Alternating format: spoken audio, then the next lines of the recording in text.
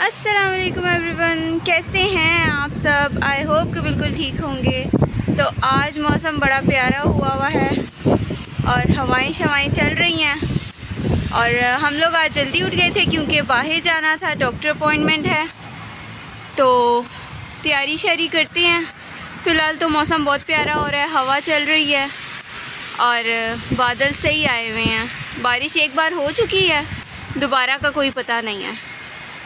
तो खैर चलते हैं, निकलते हैं, तैयारी करते हैं, क्योंकि अभी अगर मुझे नीचे से आवाज़ें पड़ने लग गई ना कि जल्दी करो तो फिर मेरी शामत आ जाएगी। तो इसलिए देर नहीं करते और चल के तैयारी करते हैं जाने की। ठीक है, कपड़े मैंने आयरन कर लिए हैं, बस अब खुद ही तैयार होना है और बस निकलते हैं। फिर आपको रास्ते में मिलते हैं, ठीक है।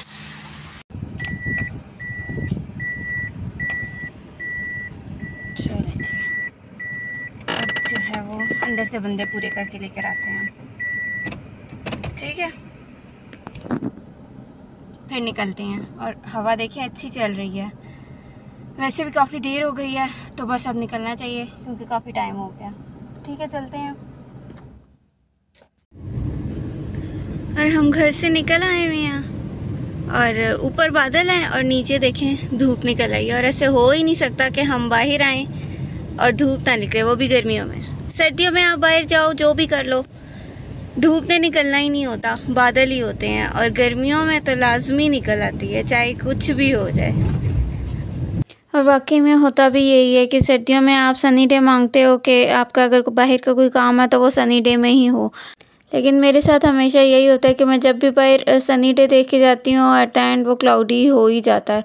और फिर मुझे तो वैसे ही सर्दियों में इतनी सर्दी लग रही होती है कि स्पेशली मेरे पाँव में बहुत सर्दी लगती है। मुझे पता नहीं क्यों, समझ में नहीं आती। हालांकि कवर भी रखती हूँ, शूज़ भी पहने हुए होते हैं, लेकिन पाँव में मुझे फिर भी सर्दी लग रही होती है। लेकिन खैर, आप लोग बताना कि आप लोगों को पाँव में सर्दी लगती है या नहीं लगती।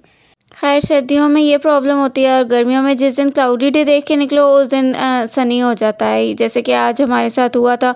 हम सुबह क्लाउडी डे देख के निकले थे और खैर जाना तो था क्योंकि अपॉइंटमेंट थी और छोड़नी थी नहीं थी वो, मगर फिर भी क्लाउडी था, इतने मज़े का था। मुझे यही था कि बारिश हो जाएगी दोबारा से और हमने भीग जाना है, बट बारिश नहीं हुई थी। और एंड पे जो है वो धूप इतनी कड़ाके की निकल आई थी।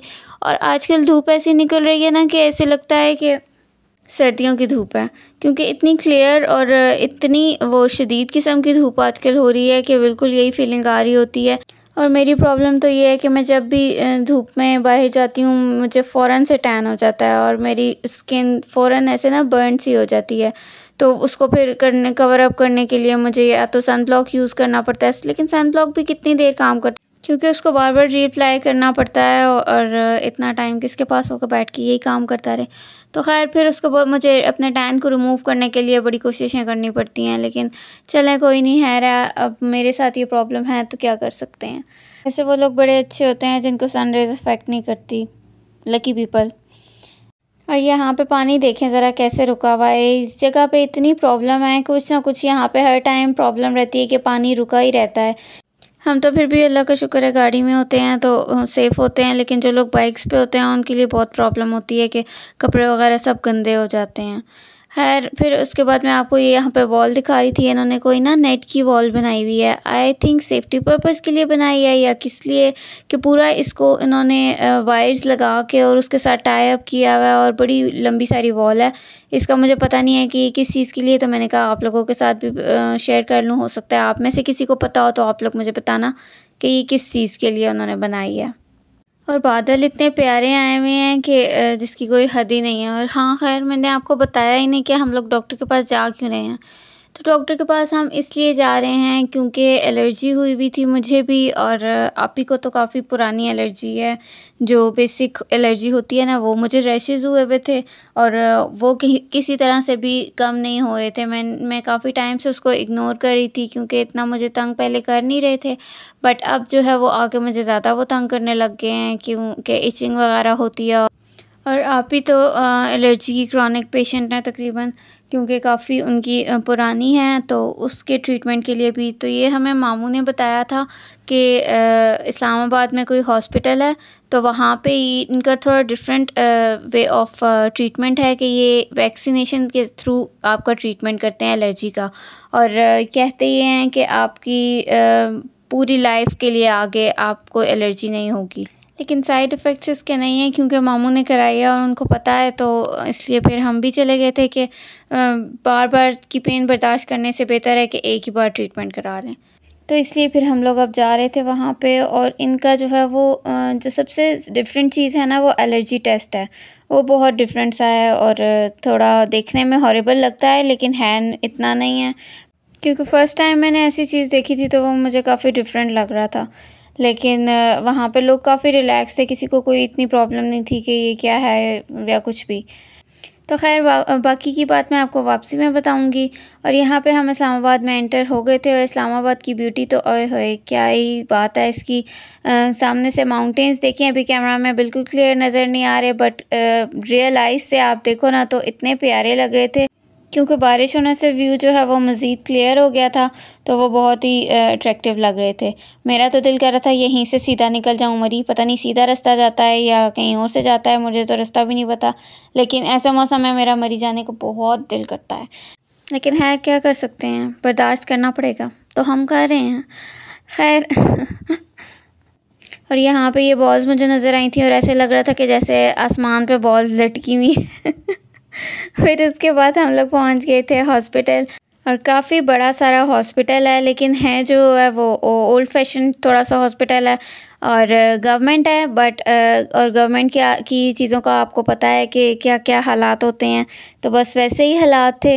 तो हम लोग काफ़ी टाइम के बाद ऐसे किसी हॉस्पिटल में गए थे, तो वो बड़ी वो ना हमें अनकंफर्टेबल सा हो रहा था, बट फिर भी क्या कर सकते हैं, थे अब आ गए थे तो अब हमने कराना तो था। और गाड़ी को हमने पार्किंग में पार्क किया, और फिर हम लोग पैदल चल के अंदर तक गए। और यहाँ पे मैं आप लोगों को हॉस्पिटल की सराउंडिंग्स दिखा रही थी कि काफ़ी सारा एरिया इन्होंने वेस्ट किया हुआ है, बिल्कुल यहाँ पे कुछ भी नहीं है। वो कॉर्नर में सामने एक मस्जिद बनाई हुई है इन्होंने, और इसके अलावा इधर इस एरिया में बिल्कुल कुछ भी नहीं है। एटलीस्ट पार्किंग तो अंदर ही हो सकती है ना, कि जो पेशेंट्स हैं वो इतना चल के नहीं आ सकते, वो बाहर से कैसे आएँगे, बट उनकी मर्ज़ी, उन्होंने किया हुआ है, अब उनको ही पता होगा। तो खैर यहाँ पे मैं बैठ के वेट कर रही थी, लंच ब्रेक आया हुआ था, तो मेरे दिमाग में शैतानी आइडिया है और मैंने शेकी वीडियो बना ली। फिर उसके बाद हम लोग बाहर निकल आए थे, और बाहर इतनी तेज़ कड़ाके की धूप निकली हुई थी।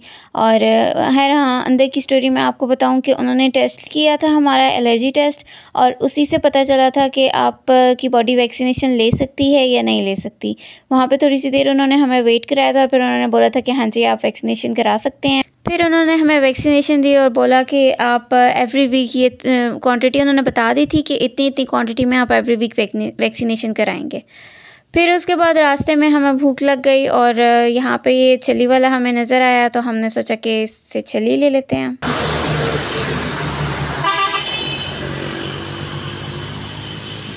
बहुत ज़्यादा सख्त नहीं हो। अच्छा वही हमारा बात हो जी, वही हमारा बात कर रहे हैं, तो भी चलिए नहीं आ रहा है। चलो हाँ बस बहुत है कौन सा खाता ही नहीं है, रोना तो नहीं है। और काफ़ी अर्से के बाद चली ली थी, तो वो बहुत मज़े की लग रही थी, और वैसे भी भूख में तो हर चीज़ ही बहुत अच्छी लगती है। फिर यहाँ पे साइड में गाड़ी रोक के हमने आराम से खाई, क्योंकि सुबह अर्ली नाश्ता कर लिया था, और वैसे भी बाहर निकलते हुए तो मुझे तो वैसे ही भूख लग जाती होती है। मैं जैसे ही बाहर निकलती हूँ, अच्छा पता नहीं ये सिर्फ मेरी साइड की है या और भी किसी की है, आप लोग मुझे बताना, कि मैं जब भी बाहर जाती हूँ ना घर से, तो मुझे भूख लग जाती है खुद ब खुद। तो वो चीज़ मुझे फिर तंग करती है, क्योंकि हर टाइम तो आपके पास कुछ भी खाने को अवेलेबल नहीं होता ना। तो फिर उसके बाद हमें रास्ते में ट्रैफिक जैम मिल गई। एक वैसे ही बंदा थका हुआ, ऊपर से ट्रैफिक जैम हो, तो वो बहुत ज़्यादा तंग करता है। लेकिन यहाँ पे स्कूल था पास, तो उसकी वजह से स्कूल ऑफ टाइमिंग्स थी, तो ट्रैफिक काफ़ी जैम हुआ था। लेकिन शुक्र है अल्लाह करके ट्रैफिक खुला, और हम जो है वो चल पड़े। और इस वक्त मुझे इतनी नींद आ रही थी कि वैसे ही मेरी ना आंखें बंद बंद सी हो रही थी। और नींद का तो ये बात आप मत ही पूछें कि आज दूसरा दिन हो गया मुझे मेडिसिन लेते हुए। उन्होंने मेडिसिन भी दी थी, तो वो मेडिसिन लेते हुए मुझे आज सेकंड डे है। और उस मेडिसिन में वो रिलैक्सेंस हैं या क्या है कि उनमें नींद का एलिमेंट है। और मुझे इतनी नींद आ रही है कि जिसकी कोई हद नहीं। कल भी मैं दोपहर के वक्त सोती ही रही थी, क्योंकि 1 मंथ की मेडिसिन है तो जैसे तैसे करके खानी तो है, इसलिए मजबूरी है, खा रहे हैं। बस अल्लाह ताला शिफ़ा दें और आप लोग भी दुआ करना कि ठीक हो जाए। तो खैर इसके बाद हमने जो है वो रास्ते से ली रोटी। 4 बज चुके हुए थे और इस घर आके खाना बनाने की हिम्मत किसी में भी नहीं थी। और हमने अपने लिए फिर रोटी ली और रोटी लेके हम बस घर आ गए। घर आके हमने खाना खाया और बस यहाँ पे होती है हमारी वीडियो एंड। तो अगर वीडियो पसंद आए तो लाइक शेयर सब्सक्राइब ज़रूर कीजिएगा और मुझे अपनी दुआओं में याद रखिएगा। आप अपना ख्याल रखिएगा। अल्लाह हाफ़िज़।